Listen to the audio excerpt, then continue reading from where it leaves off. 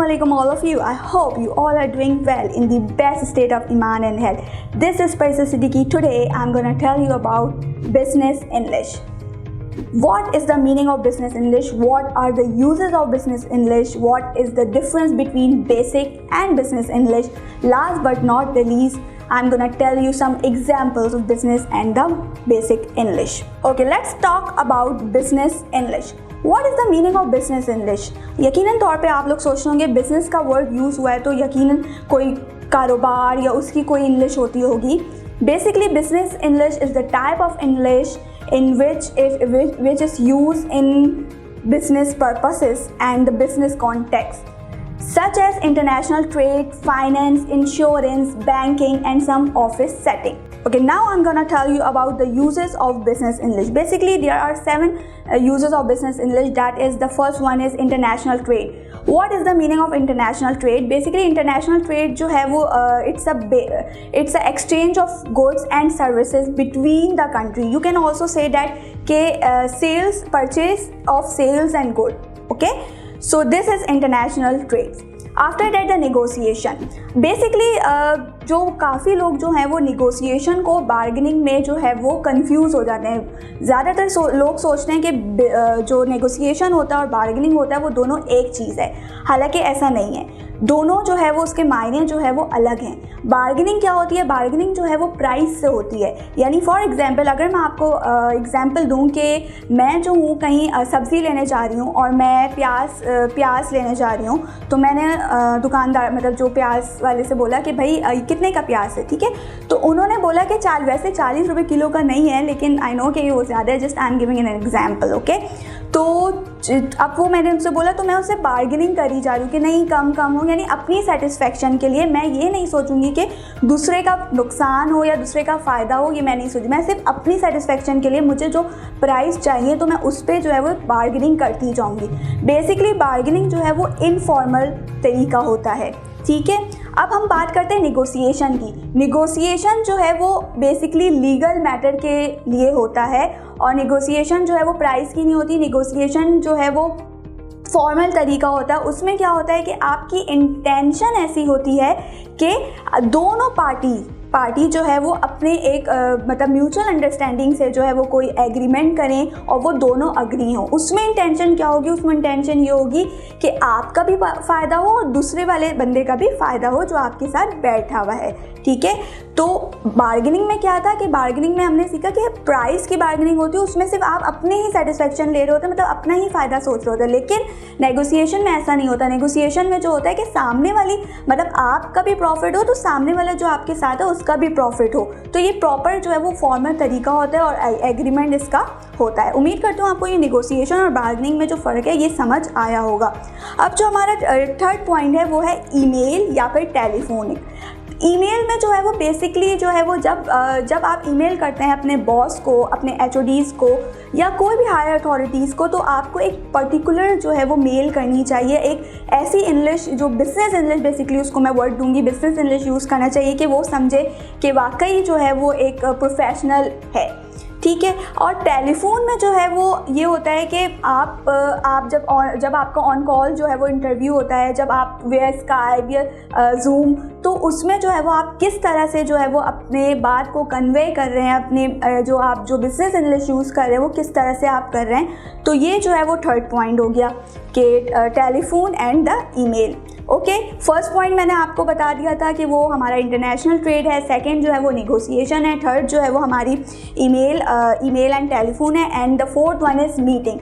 Meeting में जो है वो क्या होगा कि आपको जो है वो देखना है कि जब कोई मीटिंग हो रही होती है कि ना, पूरा जो है वो कॉन्फ्रेंस हो रही वो होती है, तो सब लोग जो है वो वहाँ पे बैठे होते हैं. आपके हेड ऑफ डिपार्टमेंट होते हैं, आपके बॉस होते हैं, आपके मैनेजर्स होते हैं और सम आपके जो है वो कलीग्स जो होते हैं वो भी होते हैं उस मीटिंग में. तो आप किस तरह से, अगर आपको कोई क्वेश्चन अराइज करना है तो आप किस तरह से जो है वो अपनी बात को डिलीवर कर रहे हैं इन द मीटिंग, सही है. तो ये सारी चीज़ें जो हैं वो बिज़नेस इंग्लिश के यूजेस में आती हैं.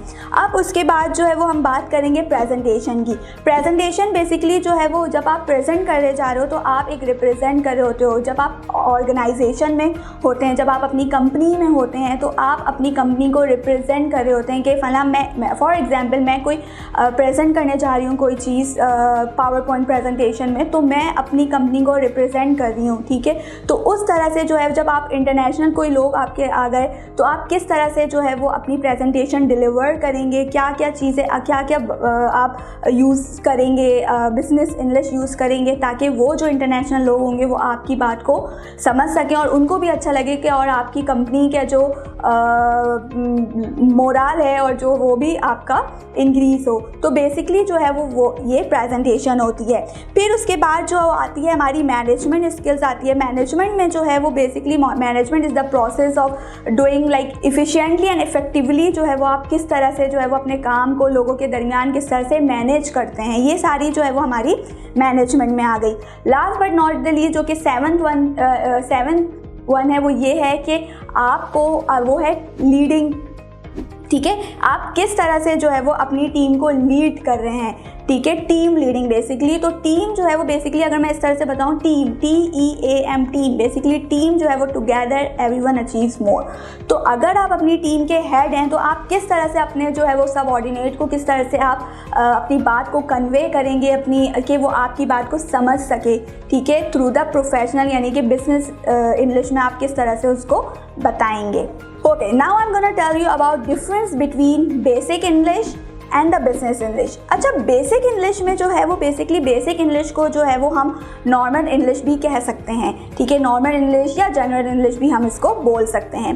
और बिजनेस इंग्लिश, ठीक है, दोनों में क्या डिफरेंस है मैं अब आपको बताऊंगी। अच्छा, बेसिक इंग्लिश जो है वो बेसिकली जो है वो डेली यूज़ या डेली कॉन्वर्सेशन में आप यूज़ करते हैं। मतलब आप अपने बहन भाई से बात कर रहे हो या आप अपने फ्रेंड से बात कर रहे हो, वो सिंपल जो है वो उसमें आप यूज़ करते हैं। और बेसिकली ये जो होता है इसके 4 मेन जो है वो फैक्टर्स होते हैं, जो कि एक होता है लिसनिंग, ठीक है, लिसनिंग होता है, फिर आता है हमारी स्पीकिंग आती है, फिर हमारा जो है वो रीडिंग एंड देन राइटिंग। अब मैं आपको मिसाल दूंगी छोटे बच्चे की, ठीक है। अब जब छोटा बच्चा है तो जब आप उसके सामने या पेरेंट्स या उसके सिबलिंग्स जो हैं वो कुछ बात कर रहे होते हैं, वो बोल नहीं सकता, वो जस्ट सुन रहा होता है, ठीक है। तो उसके सब कॉन्शियस माइंड में वो जो अल्फाज जो उसकी फैमिली यूज़ कर रही होती है तो वो उनके सब कॉन्शियस माइंड में जो है वो फिट हो रहा जा रहा है, ठीक है। फिर एक वक्त आता है जब वो थोड़ा सा बड़ा होता है, बड़ा होने के बाद जो है वो जैसे ही वो बड़ा होता है फिर उसके बाद जो है जो चीज़ उसने सुनी होती है तो वो बात एक वक्त आता है कि वो उसको बोल रहा होता है, ठीक है। तो फिर वो आ जाता है हमारा एक लिसनिंग हुआ, फिर वो रीडिंग में आ जाता है, फिर वो जैसे और बड़ा होने लगता है फिर वो रीडिंग में आता है, फिर और बड़ा होता है तो राइटिंग। वैसे राइटिंग है जैसे हमारे एडल्ट हम लोग हैं तो हमारे लिए राइटिंग है, लेकिन छोटे बच्चे के लिए वो होगा प्री राइटिंग, ठीक है। तो ये वाली चीज़ जो होती है वो हमारी जो है वो बेसिक इंग्लिश में आती है। अच्छा, अब मैं बात करूँगी जनरल इंग्लिश में। जनरल इंग्लिश जो है वो बेसिकली कम्युनिकेशन होती है कि आप कम्युनिकेशन स्किल्स होती है कि बिज़नेस में आप किस तरह से जो है वो अपनी बात को कम्युनिकेट करें, ठीक है, थ्रू द बिजनेस इंग्लिश। तो बेसिकली जो है वो बिजनेस इंग्लिश के जो है वो बहुत सारे फैक्टर्स होते हैं, जिसमें जो है वो मैं आपको कुछ बताऊंगी, जैसे कि मीटिंग हो गई, प्रेजेंटेशन हो गई। मीटिंग का मैंने आपको बताया था जैसे कि पहले, प्रेजेंटेशन हो गई, नेगोशिएशन मैंने आपको पहले बता चुकी हूँ कि आप किस नेगोशिएशन को आप बहुत अच्छे तरीके से अब समझ सकते हैं, जो मैंने आपको पहले उसमें बताया था, ठीक है। फिर हमारी जो होती है वो कम्युनिकेशन हो गई।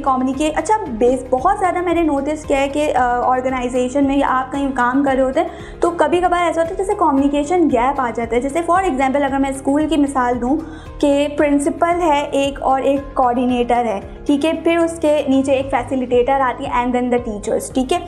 तो अगर प्रिंसिपल जो है वो ठीक से कम्युनिकेट नहीं करेंगी कोऑर्डिनेटर को, कि फिर कोऑर्डिनेटर जो है वो फैसिलिटेटर को नहीं बताएंगी तो फैसिलिटेटर अपनी टीचर्स को गाइड नहीं कर सकेंगी, ठीक है। तो प्रिंसिपल की बात जो कि प्रिंसिपल ने बोला ये आपको टू डू लिस्ट करनी है और ये आपको अपनी टीचर्स को बताना है, अगर वो सही से नहीं बता पाएंगी तो उससे क्या होगा, आपकी कम्युनिकेशन गैप आएगा और कम्युनिकेशन स्किल्स जो है वो आपकी बिल्कुल डाउनफॉल हो जाएगी, ठीक है।